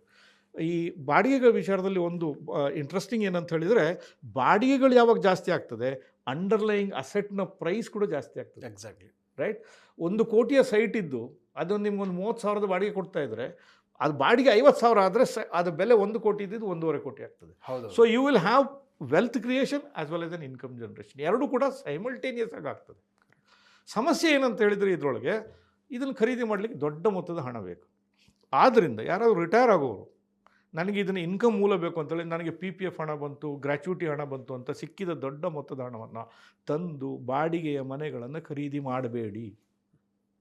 ಇದಕ್ಕೆ ಪ್ಲ್ಯಾನಿಂಗನ್ನು ನಿಮ್ಮ ಉಚ್ಛ್ರಾಯ ಸ್ಥಿತಿಯಲ್ಲಿ 35, 40, 45, 50 ವರ್ಷದಲ್ಲಿ ನಿಮಗೆ ರನ್ನಿಂಗ್ ಇನ್ಕಮ್ ಇರುವಂಥ ಟೈಮ್ನಲ್ಲಿ ನಿಮಗೆ ಆದಾಯದ ಮೂಲಗಳನ್ನು ನೋಡಿಕೊಂಡು ಸಾಧ್ಯ ಅಸಾಧ್ಯತೆಗಳನ್ನು ಲೆಕ್ಕಕ್ಕೆ ತೆಗೆದುಕೊಂಡು ಆವಾಗ ಮಾತ್ರ ಮಾಡಿ, ಹೊರತು ಇಲ್ಲದಿದ್ರೆ ಮಾಡೋಕ್ಕೆ ಹೋಗಬೇಡಿ. ಕಮ್ಮಿ ಹಣ ಅಂತ ಇರುವಂಥವ್ರು, ಇದು ಡೆವಲಪಿಂಗ್ ಸಬ್ಜೆಕ್ಟ್ ಇಂಡಿಯಾದಲ್ಲಿ. ಈಗ fractional commercial real estate it is ಭಾಳ ಒಂದು ಇನ್ಫ್ಯಾನ್ಸಿ ಸ್ಟೇಜಲ್ಲಿದೆ. ಮುಂದೆ ಬರ್ತಕ್ಕಂಥ ದಿವಸಗಳಲ್ಲಿ ಇದು ಜಾಸ್ತಿ ಆಗ್ತದೆ. ಇಲ್ಲಿ ಎಷ್ಟೇ ಕಮ್ಮಿ ಹಣ ಇದ್ದರೂ ಕೂಡ ನೀವು ಹೂಡಿಕೆಯನ್ನು ಮಾಡಿ ಒಂದು ಇನ್ಕಮನ್ನು ತೆಗಿಲಿಕ್ಕೆ ಆಗ್ತದೆ. ಇದು 3ನೇದು. 4ನೇದು ಎಲ್ಲರೂ ಹೇಳುವಂಥದ್ದು ಮ್ಯೂಚುವಲ್ ಫಂಡನ್ನು SWP. ಇದು ನನ್ನ ಅಭಿಪ್ರಾಯದಲ್ಲಿ ನಾನು ಕಂಡ ಸ್ಟಾಕ್ ಮಾರ್ಕೆಟ್ನ ಏಳು ಬೀಳುಗಳನ್ನು ನೋಡಿರೋದ್ರಲ್ಲಿ ಇದು ಬೇಜವಾಬ್ದಾರಿಯುತ ವರ್ತನೆ. ಅಡ್ವೈಸ್ ಮಾಡೋರು, ಅಡ್ವೈಸ್ ಕೇಳಿಸ್ಕೊಂಡವ್ರು ಇಬ್ಬರಿಗೂ ಕೂಡ. ಸ್ಟಾಕ್ ಮಾರ್ಕೆಟ್ ಅನ್ನುವಂಥದ್ದು ನಿರಂತರವಾಗಿ ರಿಟರ್ನ್ ಕೊಡೋದಿಲ್ಲ. ಕೆಲವು ಸಾರ್ತಿ ಸೋಡಾ ಗ್ಯಾಸ್ ಥರ ಒಂದೇ ಸರ್ತಿ ಮೇಲೆ ಬರ್ತದೆ, ಮತ್ತು ಎಷ್ಟೋ ವರ್ಷ ಏನೂ ಮಾಡೋದಿಲ್ಲ. ನಿಮಗೆ ರಿಟೈರ್ ಆದಂಥ ಸಂದರ್ಭದಲ್ಲಿ ಇದನ್ನು ತಡ್ಕೊಳ್ಳುವ ಸಾಮರ್ಥ್ಯ ಇರೋದಿಲ್ಲ. ಮಾರ್ಕೆಟ್ ಬಿದ್ದಾಗಲೂ ಕೂಡ ನಿಮಗೆ ಇನ್ಕಮ್ ಬೇಕಂತ ಅದರಿಂದ ತೆಗಿತಿಕ್ಕೆ ಹೋದರೆ, ನಿಮ್ಮ ಪ್ರಿನ್ಸಿಪಲ್ಲೇ ಕಮ್ಮಿ ಇದ್ದಾಗ ನೀವು ವಿಡ್ರಾ ಮಾಡಿದರೆ you lose your capital. So ನನ್ನ ಉದ್ದೇಶ ಸ್ಟಾಕ್ ಮಾರ್ಕೆಟಲ್ಲಿ ಹೂಡಿಕೆ ಮಾಡಬೇಡಿ, ಮ್ಯೂಚುವಲ್ ಫಂಡಲ್ಲಿ ಹೂಡಿಕೆ ಮಾಡಬೇಡಿ ಅದು ಅನ್ನೋಂಥದ್ದಲ್ಲ. ಅದು ನಿಮ್ಮ ರಿಟೈರ್ಮೆಂಟ್ ಪ್ಲ್ಯಾನಿಂಗ್ನ ಅವಿಭಾಜ್ಯ ಅಂಗ. ಆದರೆ ಅದು ಕ್ರಿಯೇಟ್ ಮಾಡುವಂಥದ್ದು ವೆಲ್ತ್. ಅದಕ್ಕೆ ಸಮಯಾವಕಾಶ ಬೇಕು. ಆ ಸಮಯಾವಕಾಶವನ್ನು ಕೊಡಲಿಕ್ಕೆ ನಿಮಗೆ ವ್ಯವಸ್ಥೆ ಮಾಡೋದು ಯಾವುದು? ನಿಮ್ಮ ನಿರಂತರ ಆದಾಯ. ಆದಾಯ ಇದ್ದರೆ ನಿಮ್ಮ ಸಂಪತ್ತು ವೃದ್ಧಿ ಮಾಡಲಿಕ್ಕಾಗ್ತದೆ. ಆದಾಯವೇ ಇಲ್ಲದೆ ಇದ್ದರೆ ಸಂಪತ್ತು ಕೆಳಗೆ ಹೋಗಿ ಇರುವುದನ್ನು ಕಳ್ಕೊಳ್ತೀರಿ. So first income, then wealth creation. It should go hand in hand. ಇದು ಈ 4 ವಿಚಾರಗಳನ್ನು ನಾನು ಹೇಳಿದೆ. ಇದು ಸಾಮಾನ್ಯ ಜನರಿಗೆ ಇದನ್ನು ಚೆನ್ನಾಗಿ ಒಂದು ಮಿಕ್ಸ್ ಮಾಡಿಕೊಂಡು ಕರೆಕ್ಟಾಗಿ ಮಾಡ್ಕೊಂಡು ಹೋಗ್ಬೋದು. ಸಣ್ಣ ಸಣ್ಣ ಅಮೌಂಟ್ಗಳು, ನನಗೆ ಶಾರ್ಟ್ ಟರ್ಮ್ ಬೇಕು, FDಗಳನ್ನು ಯೂಸ್ ಮಾಡಿ. ಲಾಂಗ್ ಟರ್ಮ್ ನನ್ನ ಹತ್ರ ಜಾಸ್ತಿ ಇದೆ, ಬಾಡಿಗೆಯನ್ನು ಯೂಸ್ ಮಾಡಿ. ಪೆನ್ಷನ್ ಅನ್ನುವಂಥದ್ದು ನಿಮ್ಮಲ್ಲಿ must have in every retired person. ಈಗ ನನಗೆ ಹಣಕಾಸಿನ ಬಗ್ಗೆ ಎಲ್ಲವೂ ಗೊತ್ತಿರೋದು ವಿಚಾರನೇ ಇಲ್ಲ. ನಾನು ನನ್ನ ಮನೆಯವರಿಗೆ ಪೆನ್ಷನ್ ವ್ಯವಸ್ಥೆ ಮಾಡಿಕೊಟ್ಟಿದ್ದೀನಿ. ಯಾಕಂದರೆ ನನಗೀಗ 64 ವರ್ಷ. ಪ್ರತಿ ವರ್ಷವೂ ನಾನು ಕಳೆಯುವಂಥದ್ದು ಉಂಟಲ್ಲ, ದೇವರ ಭಾಗ್ಯ. ದೇವರು ನನಗೆ ಏನು ಇಲ್ಲಿ ಬರ್ದಿದ್ದಾನೋ ಅಲ್ಲಿ ಇರ್ತದೆ. ಅಕಸ್ಮಾತ್ ಸಂದರ್ಭ ಬಂದರೆ ನಮ್ಮ ಮನೆಯವರು ಕೇಳಲಿಕ್ಕಿಲ್ಲ, ನನ್ನ ಮಕ್ಕಳ ಹತ್ರನೂ ಹಣ ಕೇಳಬಾರ್ದು. ಕರೆಕ್ಟ್. ಇದು ನನ್ನ ಪ್ರಿನ್ಸಿಪಲ್ ಆಫ್ ಲೈಫ್. ಆ ವ್ಯವಸ್ಥೆಯನ್ನು ನಾನು ಮಾಡಿಕೊಟ್ಟಿದ್ದೇನೆ. ನನ್ನ ಕಳಕಳಿಯ ಮಾಹಿತಿ ಎಲ್ಲ ವೀಕ್ಷಕರಿಗೆ, ಪಿಂಚಣಿ ನಿಮ್ಮ ನಿವೃತ್ತ ಜೀವನದ ಒಂದು ಸಂಬಳ ಬರುವ ರೀತಿಯಲ್ಲಿ, ಅದು ಎಷ್ಟೇ ರಿಟರ್ನ್ ಬರಲಿ, ಜಾಸ್ತಿ ಇರಲಿ ಕಡಿಮೆ ಇರಲಿ, ನೀವು ಯಾವ ಕಂಪ್ನಿಯಿಂದ ಖರೀದಿ ಮಾಡಿ, ಯಾರ ಹತ್ರದಿಂದ ಖರೀದಿ ಮಾಡಿ, ಆದರೆ ಅದನ್ನು ಒಂದು ಅವಿಭಾಜ್ಯ ಅಂಗವಾಗಿ ಮಾಡಿಕೊಳ್ಳಿ. ಸರ್, ಭಾಳ ಚೆನ್ನಾಗಿ ಹೇಳಿದೆ ತಾವು. ಸರ್, ನನ್ನ ಪ್ರಶ್ನೆ ಏನಂದರೆ, ಈಗ ಈ ರಿಟೈರ್ಮೆಂಟ್ ಪಿಂಚಣಿ ವ್ಯವಸ್ಥೆಗೆ ಇನ್ವೆಸ್ಟ್ಮೆಂಟನ್ನು ಯಾವ ವಯಸ್ಸಿಂದ ಶುರು ಮಾಡಿದರೆ ಒಳ್ಳೆಯದು ಅನ್ನುವಂಥದ್ದು, ಆಮೇಲೆ ಒಂದು ಎಷ್ಟು ಮೊತ್ತದಿಂದ ಶುರು ಮಾಡಿದರೆ ಇನ್ನೂ ಬೆಟರ್ ಅಂತ ಹೇಳ್ತೀವಿ. ನೋಡಿ, ರಿಟೈರ್ಮೆಂಟ್ ಪ್ಲ್ಯಾನಿಂಗ್ನಲ್ಲಿ ಇದಕ್ಕೆ ಬೇಕಾಗಿರ್ತಕ್ಕಂಥ ತಯಾರಿಯನ್ನು ಕೆಲಸಕ್ಕೆ ಬಂದ ಫಸ್ಟ್ ದಿನದಿಂದನೇ ಸ್ಟಾರ್ಟ್ ಮಾಡೋದು. 20 ವರ್ಷ 22 ವರ್ಷಕ್ಕೆ ನೀವು ಕೆಲಸಕ್ಕೆ ಸೇರಿದೆ ಆವತ್ತಿಂದ ಸ್ಟಾರ್ಟ್ ಮಾಡಿ. ರೈಟ್. ಇಲ್ಲಿ ಒಂದು ಸಮಸ್ಯೆ ಏನು ಬರುತ್ತೆ ಅಂತ ಹೇಳಿದರೆ, ನನ್ನ ಸಂಬಳವೇ ಕಡಿಮೆ, ನನಗೆ ಉಳಿಸ್ಕೊಳ್ಳೋದು ಕಡಿಮೆ ಆಗ್ತದೆ. ಇದು ಸಹಜ ಇಟ್ಸ್ ನ್ಯಾಚುರಲ್. ರೈಟ್. ಸಾಧಾರಣ ಒಂದು ನಿಮಗೆ ಏನು ಸ್ಟಾರ್ಟ್ ಮಾಡೋಕ್ಕಾಗಲಿ ಒಂದು 30 ವರ್ಷ ತನಕ ನೀವು ಬಿಡ್ಬೋದು. ಯಾಕಂದರೆ ಸ್ಟಾರ್ಟಿಂಗ್ನಲ್ಲಿ ಬಂದಿರ್ತೀರಿ, ಫಸ್ಟ್ ಟೈಮ್ ಹಣ ನೋಡ್ತೀರಿ, ಅಪ್ಪ ಅಮ್ಮನ ಹತ್ರ ಪಾಕೆಟ್ ಮನಿ ಕೇಳಬೇಕಂತಿಲ್ಲ, ಅದನ್ನ ಎಂಜಾಯ್ ಮಾಡಬೇಕು. Please go through the pleasure of life. ನಿಮಗೆ ಮನೆ ಬೇಕು, ಒಂದು ಗಾಡಿ ತೊಗೊಳ್ಬೇಕು, ಕಾರ್ ತೊಗೊಳ್ಬೇಕು, ಏನೇನು ನಿಮಗೆ ಒಂದು ಆ ಪೀರಿಯಡ್ನಲ್ಲಿ ಒಂದು ಆಸ್ಪಿರೇಷನ್ಸ್ ಇರ್ತದೆ ಸಡನ್, ಅದನ್ನು ಮಾಡ್ಕೊಳ್ಳಿ. ಅದರ ನಂತರ ಕನಿಷ್ಠ 30 ವರ್ಷದಲ್ಲಿ ನಿಮ್ಮ ರಿಟೈರ್ಮೆಂಟ್ ಪ್ಲಾನಿಂಗ್ ಸ್ಟಾರ್ಟ್ ಆಗಬೇಕು. 30 ವರ್ಷದಲ್ಲಿ ಎಷ್ಟು ಹಣ ಹಾಕ್ತೀರಿ ಅದು ಮುಖ್ಯ ಅಲ್ಲ. ಮುಖ್ಯ ಯಾವುದು? ನಾನು ಹಣವನ್ನು ನಾನು ರಿಟೈರ್ಗೋಸ್ಕರ ತೆಗೆದಿಡ್ತೀನಿ. ಇದು ನಿಮ್ಮ ದೇವರ ಹುಂಡಿ. ನೀವು ಹಾಕುವ ರಿಟೈರ್ಮೆಂಟ್ ಪ್ಲಾನಿಂಗ್ ಅನ್ನುವಂಥದ್ದು ದೇವರ ಹುಂಡಿ. ಇದು ದೇವರ ಆದೇಶ. ದೇವ್ರು ಯಾರಿಗೆ ಸಹಾಯ ಮಾಡ್ತಾನೆ? ದೇವರ ಆದೇಶವನ್ನು ಯಾರು ಪಾಲನೆ ಮಾಡ್ತಾರೆ ಅವ್ರಿಗೆ ಮಾತ್ರ ಅಲ್ಲ ದೇವರು ಸಹಾಯ ಮಾಡೋದು. ನಾನು ಆದೇಶ ಕೊಟ್ಟಾಗ ನೀನು ಮಾಡಿಲ್ಲ, ಈಗ ನನಗೆ ಸಹಾಯ ಮಾಡೋದು ನಾನೇನಪ್ಪ ಮಾಡೋಕ್ಕಾಗ್ತದೆ? It is proportional to instruction given by God. ದೇವರ ಹುಂಡಿಯೇ ರಿಟೈರ್ಮೆಂಟ್ ಪ್ಲಾನಿಂಗ್. 500 ರೂಪಾಯಿ, 100 ರೂಪಾಯಿ, 1000 ರೂಪಾಯಿ, 2000 ರೂಪಾಯಿ, ನಿಮ್ಗೆ ಎಷ್ಟಾಗುತ್ತೋ ಅಷ್ಟು ಹಾಕಿ. ಅಲ್ಲಿಂದ ಮುಂದೆ 2 ಕಂಡೀಷನ್ ಇದೆ ಅದಕ್ಕೆ. ಒಂದು, ಇದನ್ನು ನೀವು mutual fund, stock market, ULIPs, NPS ಯಾವುದೂ ಆಗ್ಬೋದು, ಅಂಡರ್ಲೈಯಿಂಗ್ ಸ್ಟಾಕ್ ಮಾರ್ಕೆಟ್ ಇರಬೇಕು. ಓಕೆ, ಅದರಲ್ಲೇ ಹೂಡಿಕೆಯನ್ನು ಮಾಡಬೇಕು. ಯಾಕಂದರೆ ಅದು ವೆಲ್ತ್ ಜನರೇಷನ್. ನಿಮಗೆ 30 ವರ್ಷ ಪ್ರಾಯದಲ್ಲಿ ಇನ್ಕಮ್ ಬೇಡ. ಯಾಕಂದರೆ ಇನ್ಕಮ್ ಬೇಕಾಗಿರೋದು ನೀವು ನಿಮ್ಮ ವೃತ್ತಿ ಜೀವನದಿಂದ ಬರ್ತಾ ಇದೆ, ಸಂಬಳ ಬರ್ತಾ ಇದೆ, ನಿಮ್ಗೆ ಇನ್ಕಮ್ ಬೇಡ. ನೀವು ಅದನ್ನು ಬೆಳೆಸಬೇಕು ಇವಾಗ. ಸೊ ಇದಕ್ಕೆ ಸ್ಟಾಕ್ ಮಾರ್ಕೆಟ್ ಇನ್ಸ್ಟ್ರೂಮೆಂಟ್ಸೇ ಬೇಕು. ನೀವು ಭಾಳ ಚೆನ್ನಾಗಿ ಹೇಳಿದ್ರಿ. 35 ವರ್ಷ ಒಂದು, ಆಮೇಲೆ ಸ್ಟಾಕ್ ಮಾರ್ಕೆಟ್ ರಿಲೇಟೆಡ್ ಪ್ರಾಡಕ್ಟ್ ಆದರೆ ಚೆನ್ನಾಗಿರುತ್ತೆ, ವೆಲ್ತ್ ಕ್ರಿಯೇಷನ್ ಬೇಗ ಆಗುತ್ತೆ ಅನ್ನೋದು. ವೆಲ್ತ್ ಕ್ರಿಯೇಷನ್, ಯಾಕಂದರೆ ವೆಲ್ತ್ ಕ್ರಿಯೇಷನ್ಗೆ ಟೈಮ್ ಬೇಕು. ನೀವು 30 ವರ್ಷದಲ್ಲಿ ಎಂಟ್ರ್ ಮಾಡಿದರೆ 30 ವರ್ಷಗಳ ಕಾಲ ಟೈಮ್ ಇದೆ. 30 ವರ್ಷದಲ್ಲಿ ಎಂಥ ಅದ್ಭುತ ಬದಲಾವಣೆ ಆಗ್ತದೆ. ನಾನು ಹೇಳಿದೆ 79ನೇ ಇಸ್ವಿಲಿ ಸೆನ್ಸೆಕ್ಸ್ ಇದ್ದಿದ್ದು 100, ಈಗ 86,000. 94ರಲ್ಲಿ 3,000 ಇತ್ತು, ಈಗ 86,000. ನೀವು 30 ವರ್ಷ ತಗೊಳ್ಳಿ, 40 ವರ್ಷ ತಗೊಳ್ಳಿ, ಯಾವುದೇ ತಗೊಳ್ಳಿ, ಟೈಮ್ ಎಷ್ಟು ಜಾಸ್ತಿ ಕೊಡ್ತೀರಿ ನಿಮ್ಗೆ ಅದು ಅಷ್ಟು ಹಣ ಮಾಡಿ ಕೊಡ್ತದೆ. ಸೊ ಪ್ರಾರಂಭ ಬೇಗ. Investment route through the stock market, ಯಾವುದೇ ಆಗ್ಬೋದು. ನೇರ share, mutual fund, NPS, ULIP, ಯಾವುದಾದ್ರೂ ತೊಂದರೆ ಇಲ್ಲ. ಮೂರನೇದು, ಯಾವ ಕಾರಣಕ್ಕೂ ಹಣವನ್ನು ಮುಟ್ಟಬಾರ್ದು. ಹೆಂಡತಿ ಕಿರಿಕಿರಿ ಮಾಡಿದ್ರು, ಬಂಗಾರ ತಗೊಳ್ಳಿಕ್ಕೆ ತೆಗಿತೀನಿ ಇಲ್ಲ, ಫ್ರೆಂಡದ ಸೈಟ್ ಇದೆ, ಅವ್ರದೇ ಇನ್ನೊಂದು ಯಾವುದೋ ಆಪರ್ಚುನಿಟಿ ಬಂತು, ಮುಟ್ಲೇಬಾರ್ದು. ಯಾಕೆ ಹೇಳಿ? ಅದೇ ದೇವರ ಹುಂಡಿ.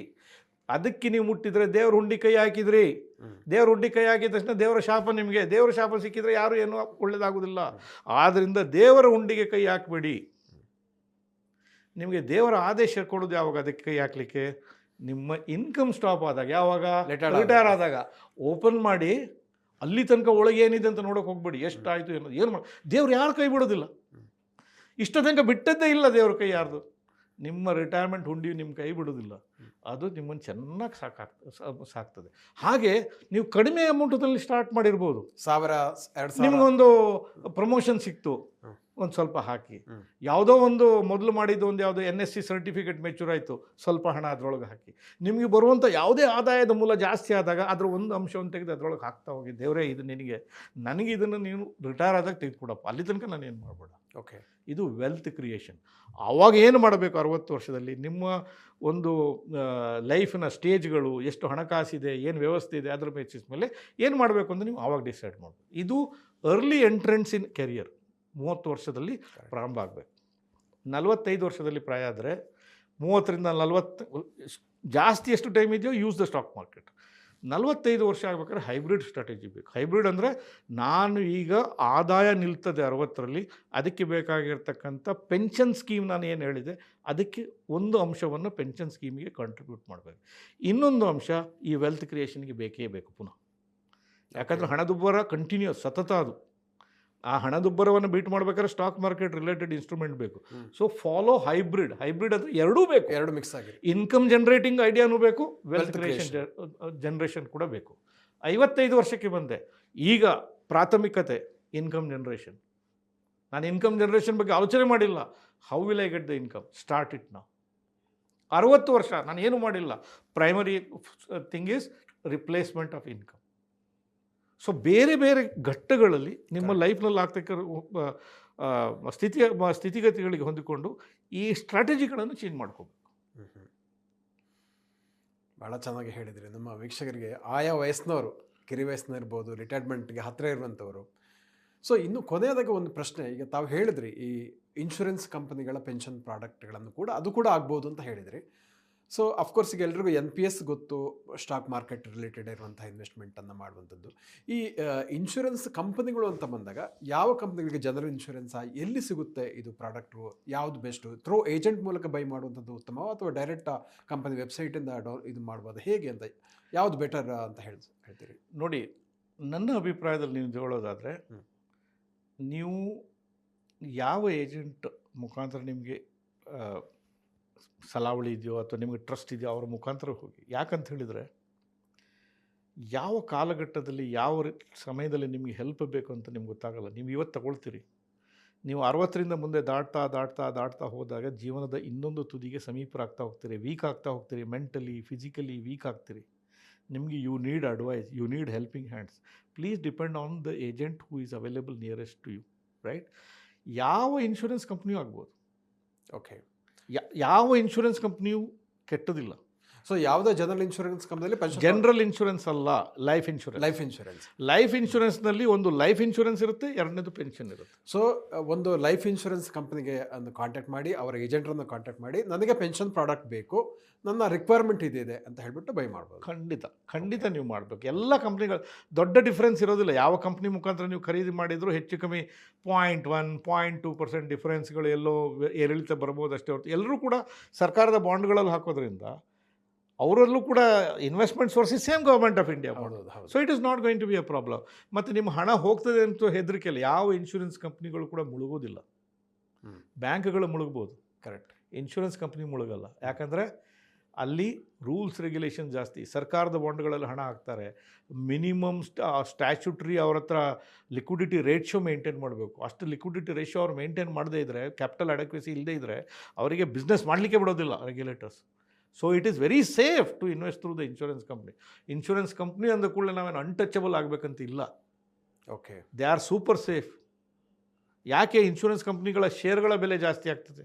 ಹೌದು, ಯಾಕಂದರೆ ಅವರ ಬಿಸ್ನೆಸ್ ಮಾಡೆಲ್ ಅಷ್ಟು ಚೆನ್ನಾಗಿರೋದ್ರಿಂದ. ಸೊ ಈ ಮ್ಯೂಚುವಲ್ ಫಂಡ್ನವರು ಇವರು ಬಂದು ನಿಮಗೇನೋ ತುತ್ತೂರಿ ಊದಿದ ಕೂಡಲೇ ಏನು ಹೆಚ್ಚು ಕಮ್ಮಿ ಆಗಲ್ಲ. But they are finally you are responsible for creating your income of ಯರ್.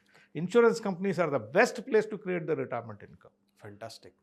ಸಾಮಾನ್ಯವಾಗಿ ಏನಂದರೆ ಇನ್ಶೂರೆನ್ಸ್ ಕಂಪ್ನಿ ಅಂದಾಗ ಇನ್ಶೂರೆನ್ಸ್ ಪ್ರಾಡಕ್ಟ್ ಬಗ್ಗೆ ಜನ ಯೋಚನೆ ಮಾಡ್ತಾರೆ, ಹೌದು ಇನ್ಶೂರೆನ್ಸ್ ಸಿಗುತ್ತೆ ಅಂತ. ಬಟ್ ಪಿಂಚಣಿಯಲ್ಲಿ ಇನ್ಶೂರೆನ್ಸ್ ಇಲ್ಲ. ಪಿಂಚಣಿ ಕೊಡ್ತಾ ಇರುವಂಥದ್ದು ಇನ್ಶೂರೆನ್ಸ್ ಕಂಪ್ನಿಯೇ ಹೊರತು. ಸಿ, ಇನ್ಶೂರೆನ್ಸ್ ಕಂಪ್ನಿಗಳಿಗೆ 2 ಮ್ಯಾಂಡೇಟ್ ಇದೆ. ಜನ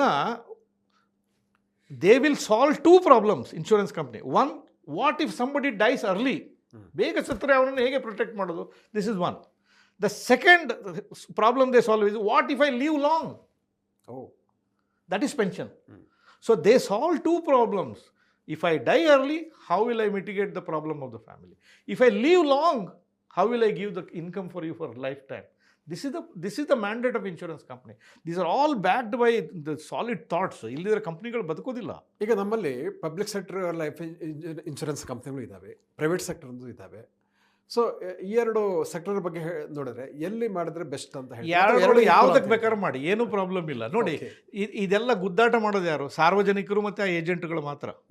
ಕಂಪ್ನಿಗಳಲ್ಲಿ ಏನು ಪ್ರಾಬ್ಲಮ್ ಇಲ್ಲ. ಉದಾಹರಣೆಗೆ ನಿಮ್ಗೆ ಹೇಳ್ತೇನೆ ನಾನು, ನಿಮ್ಮ LIC ಹೂಡಿಕೆಯನ್ನು ಮಾಡೋದು ಯಾವುದು? ಈ ಖಾಸಗಿ ಇನ್ಶೂರೆನ್ಸಲ್ಲಿ ಅವರ ಕಂಪ್ನಿಯ ಬೋರ್ಡ್ಗಳಲ್ಲಿ LIC ಕಂಪ್ನಿಯವರು ಇರ್ತಾರೆ, ಕರೆಕ್ಟ್, ರೈಟ್? ಸೊ ಈ ಚರ್ಚೆಗಳೆಲ್ಲ ಸಾರ್ವಜನಿಕರಿಗೆ ಅಷ್ಟೇ ಹೊರತು ಆ್ಯಕ್ಚುಲಿ ಹಾರ್ಡ್ ಬಿಸ್ನೆಸ್ನಲ್ಲಿ everybody is a good friend and everybody invest in every other company. So there is ಯಾವ ಇನ್ಶೂರೆನ್ಸ್ ಕಂಪ್ನಿ, ನಾನು ಆತಂಕ ಬೇಡ ಅಂತ ಹೇಳ್ತೀನಿ, ಯಾವ ಆತಂಕವೂ ಬೇಡ. ಯಾವುದೇ ಇನ್ಶೂರೆನ್ಸ್ ಕಂಪ್ನಿ, ಈವನ್ ಹೊಸದಾಗಿ ಇವತ್ತು ಬಂದಿರುವಂಥ ಇನ್ಶೂರೆನ್ಸ್ ಕಂಪ್ನಿಯಲ್ಲಿ ನೀವು ಹೂಡಿಕೆ ಮಾಡಿದರೂ ಕೂಡ ನಿಮ್ಮ ಇನ್ವೆಸ್ಟ್ಮೆಂಟ್ ಸೇಫ್. ನಿಮಗೊಂದು ಎಕ್ಸಾಂಪಲ್ ಕೊಡ್ತೀನಿ ನಾನು. ಹಿಂದೆ ಒಂದು ಸಹಾರಾ ಇನ್ಶೂರೆನ್ಸ್ ಅಂತ ಇತ್ತು, ಕರೆಕ್ಟ್. ಸಹಾರಾ ಕಂಪ್ನಿ ಮುಳುಗೋಯ್ತು, ಹೌದು, ಸುಬ್ರತ ರಾಯ್, ರೈಟ್? ಆದರೆ ಸಹಾರಾ ಇನ್ಶೂರೆನ್ಸ್ ಕಂಪ್ನಿ ಮುಳುಗಲಿಲ್ಲ. ಸಹಾರಾ ಇನ್ಶೂರೆನ್ಸ್ ಕಂಪ್ನಿಯ ಬಿಸ್ನೆಸ್ಸನ್ನು ICICI ಒಟ್ಟಿಗೆ ಮರ್ಜ್ ಮಾಡಿದರು. ಓಹೋ. ಸೊ ಕಂಪ್ನಿಯ ಪಾಲಿಸಿದಾರರಿಗೆ ಅವರ ಹಣ ಏನೋ ನಷ್ಟ ಆಗಿಲ್ಲ. ಎಲ್ಲೂ ಇನ್ಶೂರೆನ್ಸ್ ಕಂಪ್ನಿಗಳು ಮುಳುಗೋಗುದಿಲ್ಲ. So IRDA, your money in insurance company is more safer than any other place. Okay. ನಿಜ ಬಹಳ ತಿಳ್ಕೊಳ್ಬೇಕಂತ ವಿಚಾರ ಇದು ಅಂತ ಅನ್ಸುತ್ತೆ ನನಗೆ. ಸೊ ಯಾವುದೇ ಹಿಂಜರಿಕೆ ಬೇಡ, ಯಾವ ಆಲೋಚನೆಯೂ ಬೇಡ. ಅಲ್ಟಿಮೇಟ್ಲಿ ನಿಮ್ಮ ಜೀವನಕ್ಕೆ ನೀವು ಜವಾಬ್ದಾರಿ, ನಿಮ್ಮ ನಿವೃತ್ತ ಜೀವನಕ್ಕೆ ನೀವು ಜವಾಬ್ದಾರಿ.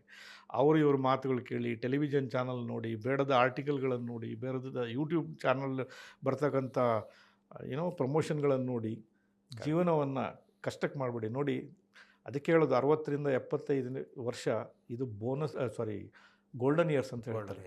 ಹಣಕಾಸಿನ ಬಗ್ಗೆ ಆಲೋಚನೆ ಮಾಡಲಿಕ್ಕಿಲ್ಲ, ಮಕ್ಕಳ ಬಗ್ಗೆ ಆಲೋಚನೆ ಮಾಡಲಿಕ್ಕಿಲ್ಲ, ಆಫೀಸ್ನ ಬಾಸ್ನ ಕಿಟಿಕಿಟಿ ಇಲ್ಲ, ಹೊಸ ಬಟ್ಟೆಗಳನ್ನು ಹಾಕ್ಕೊಂಡು ಹೋಗ್ಬೇಕಂತಿಲ್ಲ, ಆ ಟ್ರಾಫಿಕ್ ಜಾಮಲ್ಲಿ ಸಿಕ್ಕಾಕೊಳ್ಳಿಕ್ಕಿಲ್ಲ. ಇಟ್ಸ್ ಗೋಲ್ಡನ್ ಇಯರ್ಸ್, ಎಲ್ಲವೂ ಇದೆ. ನಿಮ್ಮ ಆರೋಗ್ಯ ಚೆನ್ನಾಗಿ ಮೇಂಟೈನ್ ಮಾಡಿ, ಮನಸ್ಥಿತಿ ಚೆನ್ನಾಗಿದ್ದರೆ 85 ತನಕ ಹೋದರೆ 75ರಿಂದ 85 is bonus years for you. 85ಕ್ಕಿಂತ ಮೇಲೆ ಬದುಕಿದರೆ it is curse for you, curse for your surroundings. ಯಾಕಂದರೆ ಎಷ್ಟೇ ಆದರೂ ವೀಕ್ ಆಗ್ತೀವಿ, ಸಪೋರ್ಟ್ ಬೇಕೇ ಬೇಕಾಗ್ತದೆ. ಎಲ್ರಿಗೂ ಭಾರ ಆಗ್ತೀವಿ, ಮನೆಯವರಿಗೂ ಭಾರ ಆಗ್ತೀವಿ, ಸಮಾಜಕ್ಕೂ ಭಾರ ಆಗ್ತೀವಿ.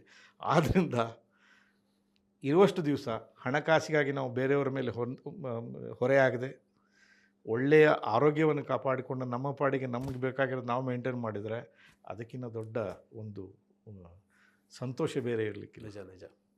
ನನಗಂತೂ ಇವತ್ತಿನ ಈ ವಿಡಿಯೋ ಬಹಳ ಅದ್ಭುತ ಅಂತ ಅನ್ನಿಸ್ತು. ಸಾಕಷ್ಟು ವಿಚಾರಗಳನ್ನು ತಾವು ತಿಳಿಸ್ಕೊಟ್ಟಿದ್ದೀರಿ. ಯಾವ ರೀತಿ ರಿಟೈರ್ಮೆಂಟ್ ಪ್ಲ್ಯಾನನ್ನು ಮಾಡಬೇಕು ಅನ್ನೋದ್ರ ಬಗ್ಗೆ ಪ್ರತಿಯೊಂದು ವಾಕ್ಯ ಕೂಡ ಮತ್ತೆ ಮತ್ತೆ ನೆನಪಲ್ಲಿ ಇಟ್ಕೊಳ್ಬೇಕಾದಂಥ ಸಾಲುಗಳಂತ ನನಗೆ ಅನಿಸ್ತಾ ಇದೆ. ಇಷ್ಟು ಹೊತ್ತು ನಮ್ಮ ವೀಕ್ಷಕರಿಗೆ ಈ ರಿಟೈರ್ಮೆಂಟ್ ಪ್ಲಾನ್ ಹೇಗಿರಬೇಕು, ಯಾವ ರೀತಿಯ ಪ್ರಾಡಕ್ಟನ್ನು ಬೈ ಮಾಡಬೇಕು, ವೆಲ್ತ್ ಕ್ರಿಯೇಷನ್ ಮತ್ತು ರೆಗ್ಯುಲರ್ ಇನ್ಕಮ್ ಕ್ರಿಯೇಷನ್ ನಡುವೆ ಇರುವಂಥ ವ್ಯತ್ಯಾಸಗಳೇನು, ಈ ರೀತಿ ಪಿನ್ ಟು ಪಿನ್ ಡೀಟೇಲ್ಸನ್ನು ಬಹಳ ವಿವರವಾಗಿ ತಿಳಿಸಿಕೊಟ್ಟಿದ್ದಕ್ಕಾಗಿ ಧನ್ಯವಾದಗಳು. ನಮಸ್ಕಾರ ವೀಕ್ಷಕರೇ.